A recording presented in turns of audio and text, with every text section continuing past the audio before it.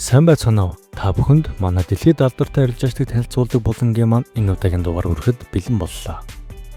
Энэ удаагийн дугаарт дэлхийд алдартай Stock Market Lab болон TradeZilla-гийн үүсгэн байгуулагч арилжаачин Умар Ашрафын талаар танилцуулж байна. Тэрээр Пакистан улсад 1995 оны 1-р сарын 28-нд дундаж авахын 3 хүнтэй айлын дунд хүү болон мэндэлсэн бөгөөд гэр бүлийн хамт 2000 онд Америкийн нэгдсэн улс руу нүүж Нью-Йорк хотод өсчээ. Анх тэрээр 18 наснда фанд менежерүүдийг яаж ингэж их хэмжээний ашиг хийгээд байна гэж бодон арилжааг сонирхож эхэлсэн байна. Зуны амралтын ажил болон бусад цагийн ажил хийж хадгалсан $20,000 шууд Penny Stock-ийн арилжаа руу орсон байна. Түүний анхны худалдаа авсан хувьцаа нь JCPenney гих сүлжээдлүүрийн хувьцаа байжээ. Тэрээр хэлэхдээ ээж маань JCPenney руу байнга явдаг байсан тул миний нүдэнд тухайн компанийн хувьцаа шууд туссан. Ямар ч ойлголтгүй байсан тул бүх мөнгөөрөө буюу $20,000 шууд худалдаад авчихсан.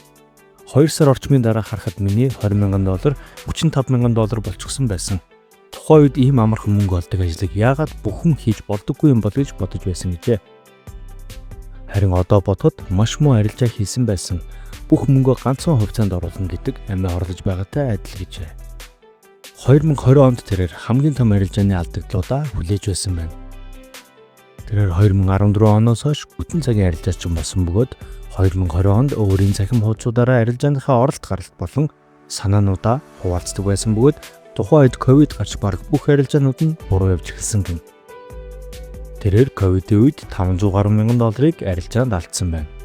Тэрээр хэлэхдээ тухайн үед миний бүх арилжаа олон нийтэд ил байсан. Эхний алдагдлууд дээр хүмүүс намайг өмнө нь азар ашиг хийдэг байсан. Угаасаа арилжаа хийж чаддаггүй гэх мэтээр ярьж бичиж байсан. Сэтгэлзүйд маш хүн дээр тусч бүх арилжаанууд маань буруу явж эхэлсэн. Сүүлдээ зах зээл яг л миний эсрэг яваад байгаа мэт санагдаж нэрэл би өнгөрсөн 6 жил азар ашиг хийсэн байх гэсэн бодол хүртэл төрж байсан гэжээ.